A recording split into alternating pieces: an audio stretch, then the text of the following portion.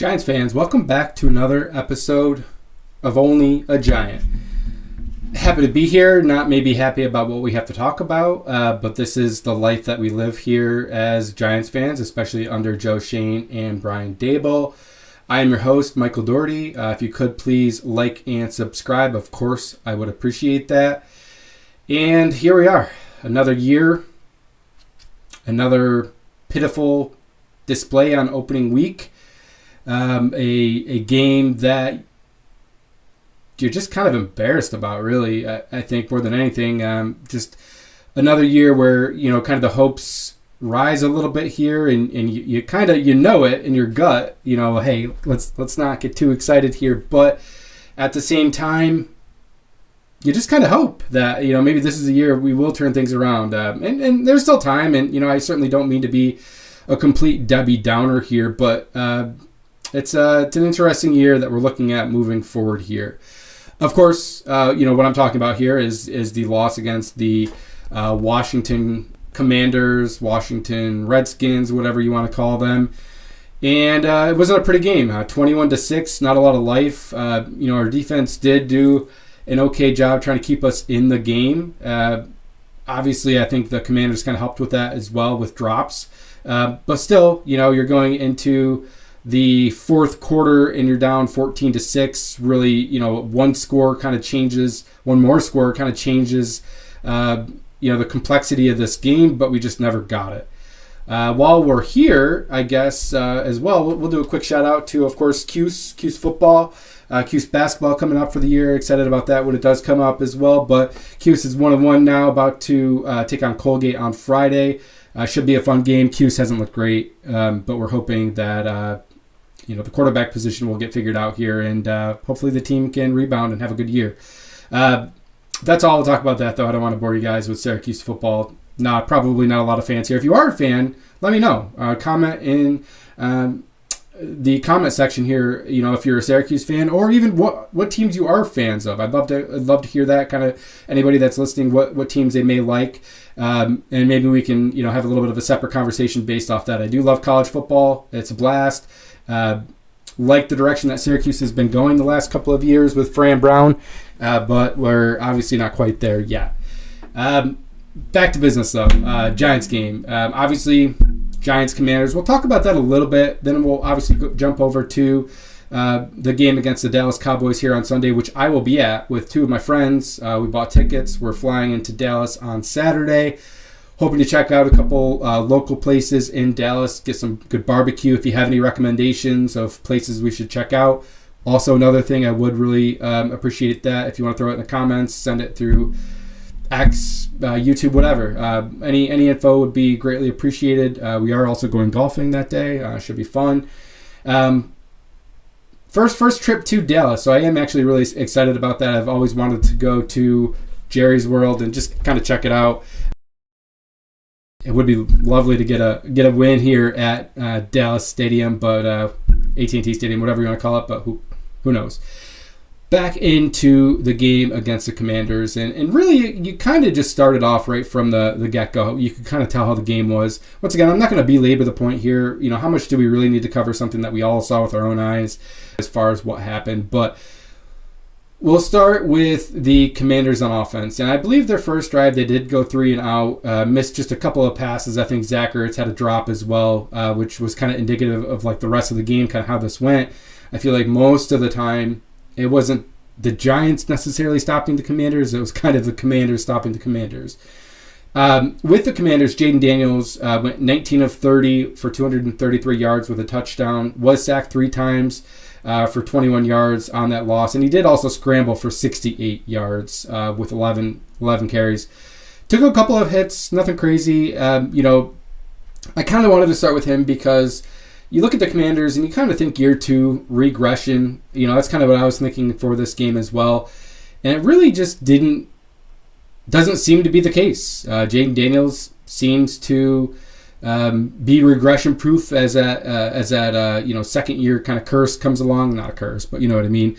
But he seems to be in full command of the offense. He still seems to have pinpoint accuracy. making the right decisions, buying time, scrambling, and even when he is scrambling, he's still looking downfield for the passes, and those are things that you gotta like. As a Giants fan, you can respect that, but it's not really a good thing to see moving forward for life in the NFC East at this time. Other people for the Commanders, might as well kind of go through it here. Ja'Cory Krosky-Merritt, or Bill, as he likes to be called, had 10 carries for 82 yards with a touchdown. Austin Eckler really didn't do much on the ground, 6 carries for 26 yards, and McNichols had 4 for 25. Debo had a carry as well for 19 yards with a touchdown. I'm actually surprised they didn't use him a little bit more in that. But he was also featured in the passing game, 7 for 77. Terry McLaurin was 2 for 27. Zach Ertz, 3 for 26. Justin Lane, 1 for 11. Nothing crazy after that, 2 for 27 for Noah Brown. But other than that, I actually feel like we did okay on like Terry McLaurin, for example. Now, granted, he did beat Paulson Adebo on kind of like a double move. Maybe he thought he had some safety help. I'm not entirely sure on that, but he didn't. And that would have been a touchdown had Jaden Daniels hit him in stride, which he doesn't often miss, although he did have a few misses this game. Giants defensively, obviously, I guess we'll kind of jump over to that, and then we'll kind of switch and go over to the Giants offense. Bobby Okereke had 7 solo tackles, 16 total. Obviously, the big thing would be Brian Burns with 2 sacks. Who else had sacks on the Giants here? Abdul had half, Kayvon had a half, and that was it. Not a lot other than that. A couple pass breakups with Javon Holland and Paulson Adebo. Cordell Flott had one as well, which, that Flott one was on the very first drive. And if he could have picked that off, that would have set a very different tone for this game. It was kind of one of those just little out routes. I think Jaden was maybe just a little bit slow to get it out. Cordell read it great and broke on it, got both hands on it. And if he picks that off, gives us a short field. Who knows if we score? But there could have been a very different feel to this game starting off right there. And that's been one of the big bugaboos for the Giants, is not being able to create turnovers. Shane Bowen playing a lot of base looks and not being very creative with the talent that he has, and just kind of rushing forward and hoping they get home. That's always been an issue with Shane Bowen, and there it is. Now, granted, he could have made the play, and that would have probably solved a lot of the issues right away. Other than that, for the Giants defense, players I think that played well. Obviously, I guess you'll start off with Abdul Carter. Half the snaps he didn't play, which is super frustrating. I don't think we can. Hopefully that isn't something that continues. Hopefully he's playing a full complement of snaps next week, and especially with Micah McFadden going down. I mean, how do you not have one of your best players on the field? I think he was probably second best, maybe, and maybe second to third in this defensive unit in this game. I do still think that Dexter Lawrence still played well. Wasn't pretty, wasn't up to his standard. I do think he was kind of catching up too, with missing some time in training camp with that dislocated elbow. Wife pregnant, kind of a lot of things going on with him, but he did get double teamed a lot. He kind of ate those double teams up. Didn't get a lot of pressure. Obviously, we kind of talked about that a little bit already, but I don't think he played bad. He wasn't getting just pushed back with those double teams and completely out of place. He was still giving it his all. He was still pushing the pocket, just not getting a lot of pressures. Number 2 on the Giants side, I do believe at this point was probably Brian Burns. 2 sacks, seemed to be flying all over the place. Had some good moves in there. 2 tackles for losses, 2 solo tackles, 6 total. And then obviously the next one would be Abdul Carter, who obviously had some pressures, had the half sack, had a block punt in there. Really kind of seemed to be flying all over the place, and definitely something I think that we need to see more out of him moving forward snap-wise. And part of that too, I don't hate the fact that we spied with him, and people say that it didn't work and yada yada. I actually do think it worked. If you go back and actually look at the plays that he did spy, Jaden Daniels didn't run very much. He kind of stayed more in the pocket, scrambled around a little bit, and got rid of the ball. So yeah, maybe it didn't work in the sense of creating a negative play, but I don't think it was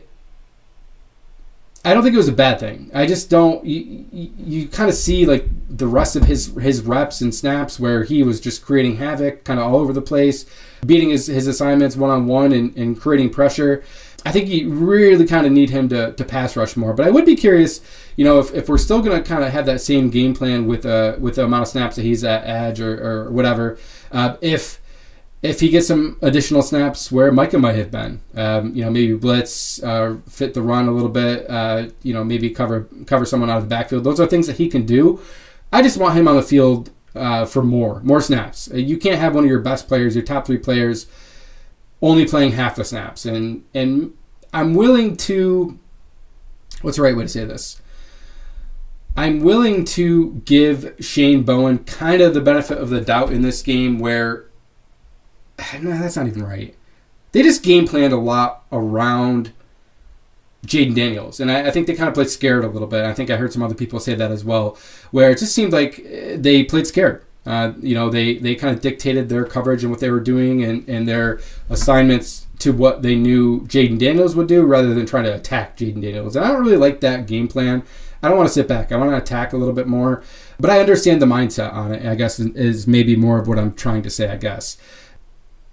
So if that's the case, kind of moving forward, like Dak can scramble, but you're not really worried about him scrambling.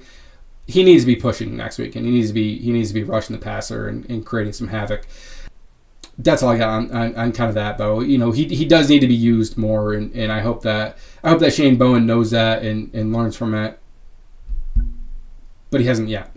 What else on the Giants defense? Really not a lot else to talk about. Tyler Nubin was around, helped with tackles, didn't really seem to be doing too much. Obviously, you saw our slot corner, Drew Phillips, kind of flying all over the place, made a few plays, got burnt a couple times as well, but he made some good tackles. Just kind of bland with the Giants defense, honestly, and really I think we allowed the Washington Commanders to kind of dictate what our defense was going to do, and I didn't love that. I didn't love that at all. What else we got here? Yeah, nothing there to worry about. Giants offensively, and this is obviously the story of the day here. Russell Wilson, 17 for 37 for 168 yards, got sacked twice. Had 8 carries for 44 yards. Tyrone Tracy, 10 carries for 24 yards. Devin Singletary, 3 for 9. And Cam Scatterbo, 2 for -3. Reception-wise, Malik Neighbors, 5 catches, 71 yards. Wandell, 6 for 55. 1 for 14 out of Daniel Bellinger. 2 for 12 for Cam. 2 for 11 for Tyrone. And Theo Johnson, 1 for 5. Darius Slayton, 1 target. Pretty much non-existent. And this is kind of where my biggest gripe is, because you go back to, and I'll pull it up on my phone actually, because I did take a few notes on that specific thing that I'm thinking of right now. And you go back to that second drive that the Giants had, and what did we do in that drive? Looking at it right now, apologies. We seem to have a competent running game. Tyrone Tracy had a couple runs. Scatterbo, I believe, had one at that point. But we're also hitting Wandell. We're getting the ball out quickly. We got the ball to Malik Neighbors. It just seemed like that second drive, I think it was super long. I think it was 12 plays, ate up a lot of clock. And we settled for a field goal. Not the prettiest drive, but some concepts I feel like we just went away from the rest of the game. That second drive, we were able to move the ball. We were able to, kind of do some good things. On that drive, at one point, Russell Wilson was 7 for 9 for 52 yards. Now, we get down to the red zone, to the goal line, actually, and we just sputter. Russ can't find a target. He's throwing the ball away. Yeah, there's nothing that we're able to do to get the ball into the end zone, and, it kind of sputters out. But he was 7 for 9 at one point on the day during that second drive for 52 yards. Do you guys want to know what he ended at? After that, so not including the 7 for 9. The rest of the game, he was 10 for 28 for 116 yards. 10 for 28. Let that sink in. That's like a 35.7 technically completion percentage. Absolutely horrible. So what happened? What changed after that second drive that we just abandoned that completely? Wandell hardly got targeted after that. Or, we had 10 catches after that, and some of them were Malik. Some of them were, probably a lot of them, honestly, were Malik and maybe Daniel Bellinger. I'm not entirely sure. But what changed after that second drive? Why weren't we able to have a little bit of a consistent running game at that point like we were during that drive? Just doing, kind of everything right, and then it just falls off the face of the earth. Now part of that, obviously, you got to look at the line. The line played bad. You got to look at Russell Wilson, every time that he got the ball, I felt like, and there was even the remotely like slightest look of pressure, his eyes went down, immediately looking at the pressure and kind of trying to like, not scramble, but like, manipulate the pocket, get out of the pocket, and it just never seemed to happen. I was pretty excited about Russell Wilson, and I'm still willing to give it a chance there, but man, that was concerning. That might have been the most concerning thing that I saw out of this game. It's not the offensive line. We knew what the offensive line was. There was no Andrew Thomas. These are things that we saw, that we knew the pocket wasn't going to be pretty, but we thought, at least I did maybe, that he would at least be able to buy a little bit of time, get the ball out quick like he traditionally has, and, live to play another down. Get some deep shots in there, and those are the things that he's good at, and he did none of that. The minute he had any type of pressure, it felt like eyes were down. It even felt like sometimes he was stepping into the pressure, which I understand. When you have a pocket, you want to step up into the pocket, and you expect there to be a pocket, and I think that's kind of what he was doing, maybe like stepping up, or even maybe like stepping up to kind of like get the throw ready. But a lot of times there was no pocket, and he was trying to step up into something that just wasn't there, and that's concerning for me. And if the Giants make the switch sooner rather than later with Jackson Dart, I understand it, because I think he'll at least be a little bit more mobile. He keeps his eyes downfield, at least he did in training camp. We'll see how that translates. Should they start Jackson Dart this week against Dallas? I want to say yes, but I understand why they aren't. Do I want them to start Dart? Yeah, I do. I am still willing to give Russ this chance, and I think this kind of game coming up next is going to kind of be pivotal in the Giants season and Brian Daboll's chances of remaining a head coach, and Joe Shane as well for being the GM. I guess that's all we're really going to talk about with the Commanders-Giants game. It was a loss. It was an ugly game. The offense was really kind of the scary part for me, and more specifically Russ. The offensive line, we knew what the offensive line was. We knew there was going to be some pressure. Was it pretty? No. Did Russ make it worse? Yeah, he did. I don't think it was pretty by any means, but I think Russ certainly didn't help.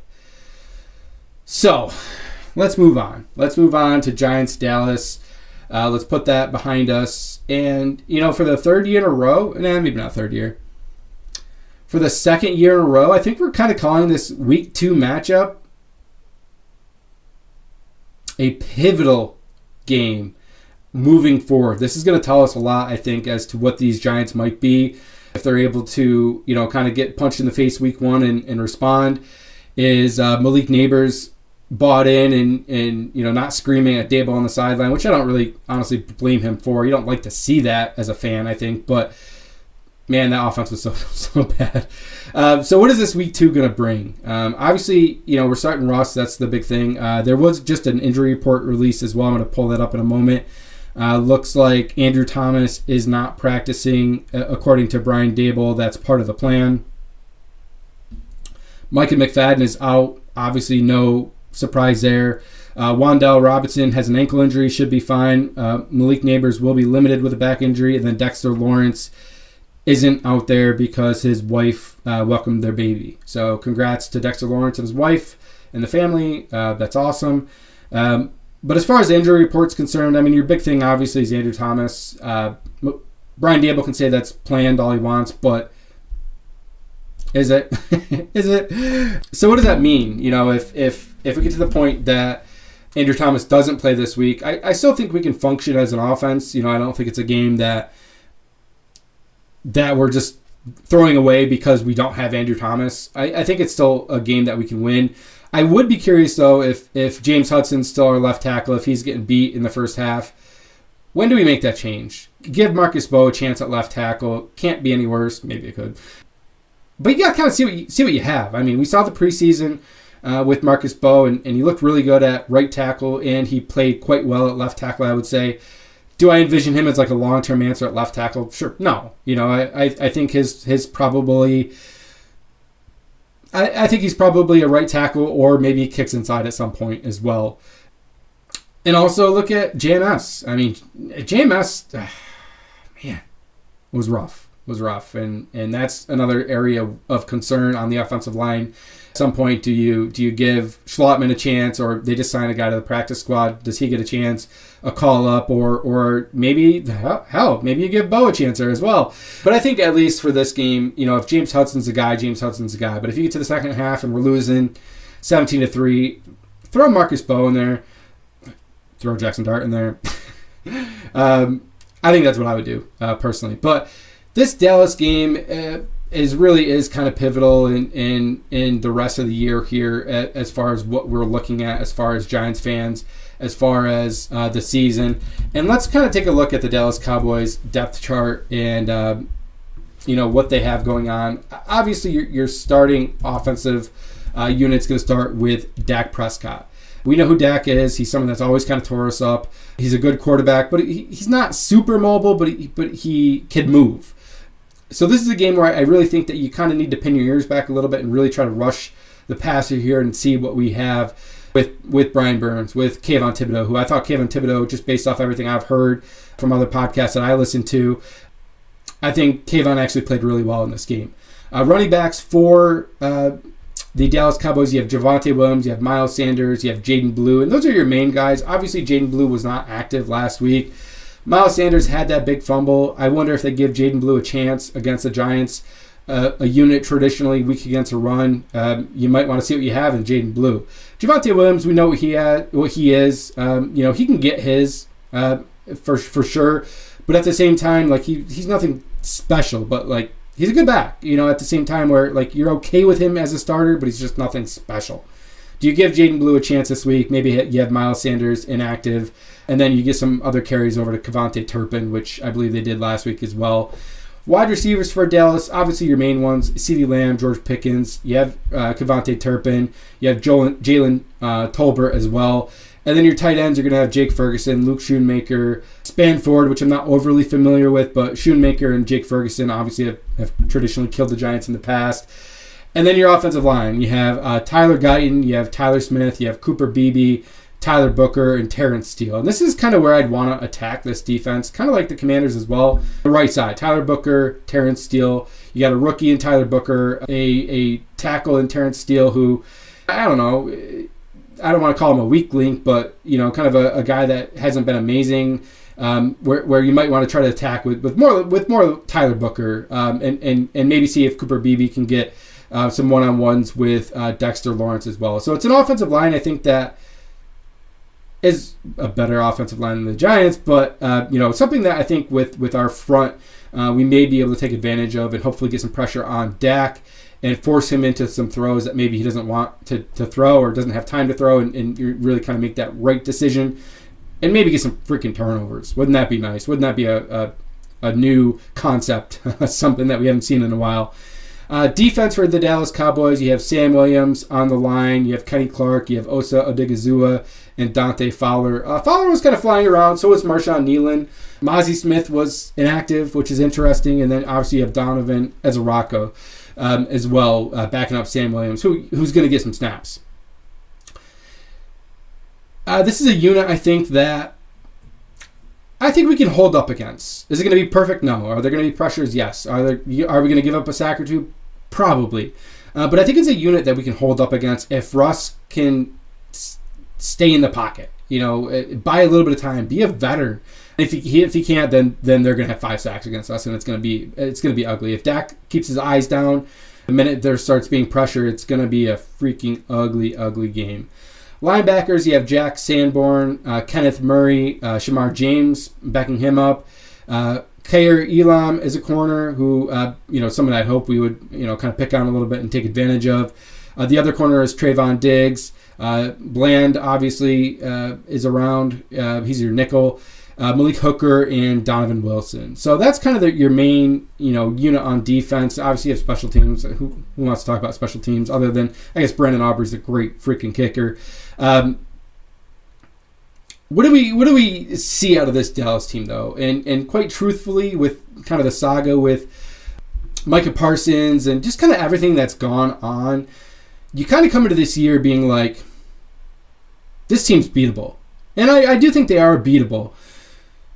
But I think they played a lot better against the Eagles than I thought they were going to play. They were in that game. It was kind of a weird game with some uncharacteristic CeeDee Lamb drops. You also had just an overall kind of weird game with the weather delay and being the first game of the year. It's a Thursday. It's in Philly. Like, just a lot of like kind of things going against Dallas. I feel like where they actually kind of hung in this game and were actually more competitive than I thought. Now, could that be also that maybe Philly didn't play as well?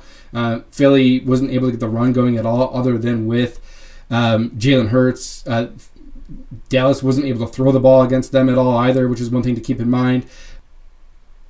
I don't know. Just a weird game. Weird game, I think, in general, that opening night. So I kind of come into this game thinking that the Giants have a chance, but in true Giants fashion, I don't have a lot of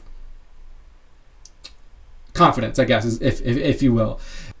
What I would be doing in this game is, it's so tough because what I want to do is attack Kaiir Elam. You know, if he's out there and he's your number 2 corner, attack him.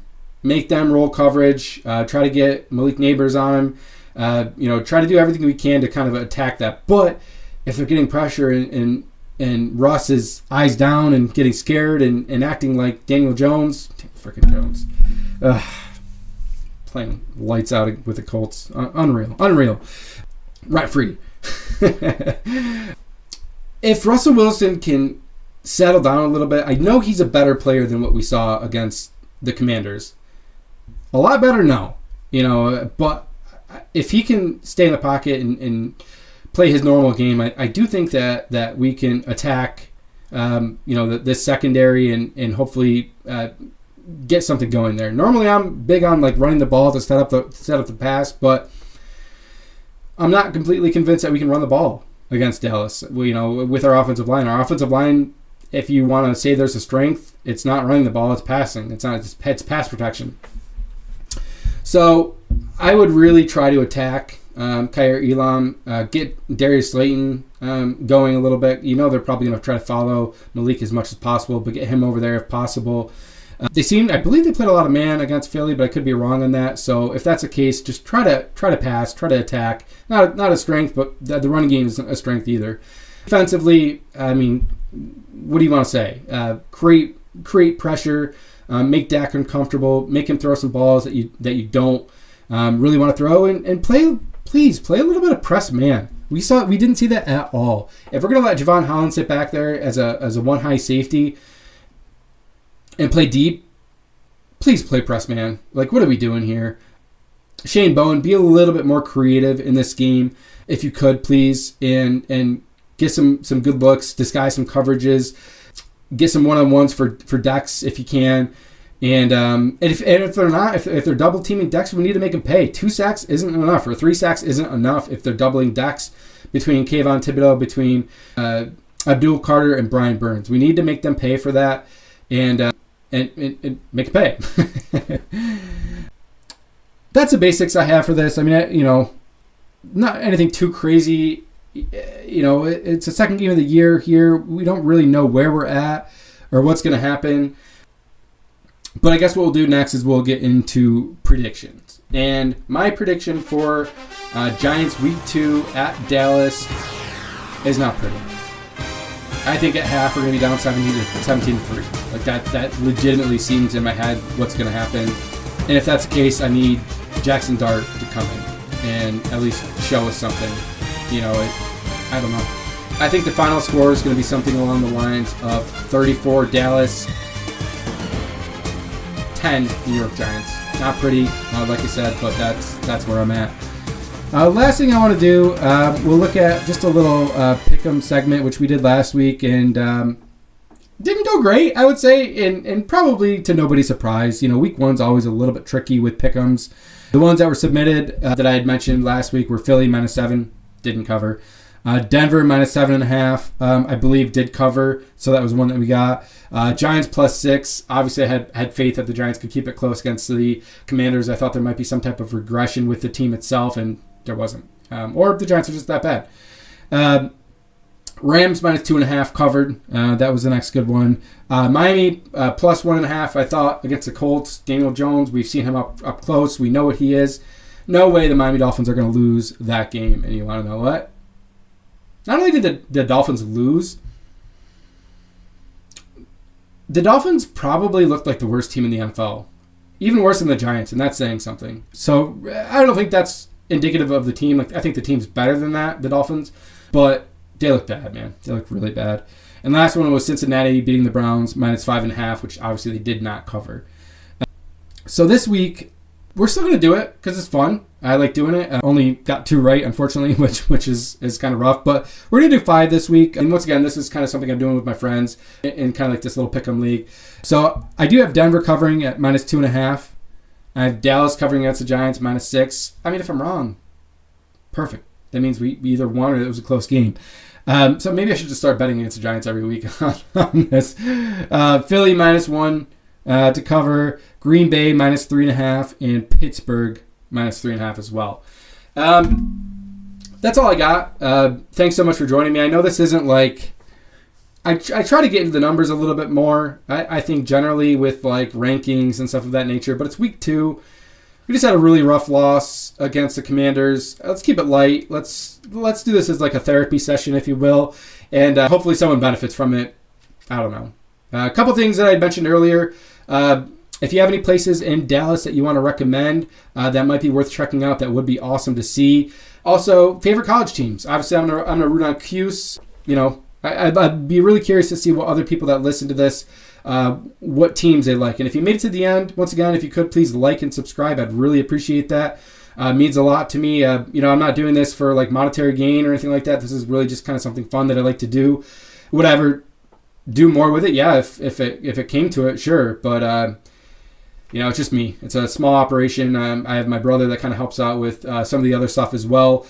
And that's it. So if you could, please like and subscribe. Like I mentioned, let's go Big Blue. Let's try to get a win here on Sunday. Like I said, I'm going to be in Dallas at this game. I've never been to Dallas Stadium. Can't be worse than the last 2 Dallas games that I've been to at New York Giants Stadium, which were both losses, of course. The last game I went to that the Giants won, 2016, I believe. Really low-scoring game. I think, Terrence Williams sounds right. I think Dak hit Terrence Williams on like a play-action pass that Andrew Adams as a safety bit on really bad. But we pulled it out. It was like a Sunday night football or maybe either Sunday or a Thursday night football game, one of those. Cold game. It was in December. I remember that game specifically. That was the last game that I went to that the Giants won. I was at the Eli Manning retirement game against the Falcons. I was at the 40-0 game. And I was at the Giants game last year at home, obviously, where Malik Neighbors got knocked out. Game was kind of close. Just never really felt super close. I don't know. It was a weird game. That's all I got, guys. Let's go Big Blue. Thanks so much for joining me. And that's all I got. Peace.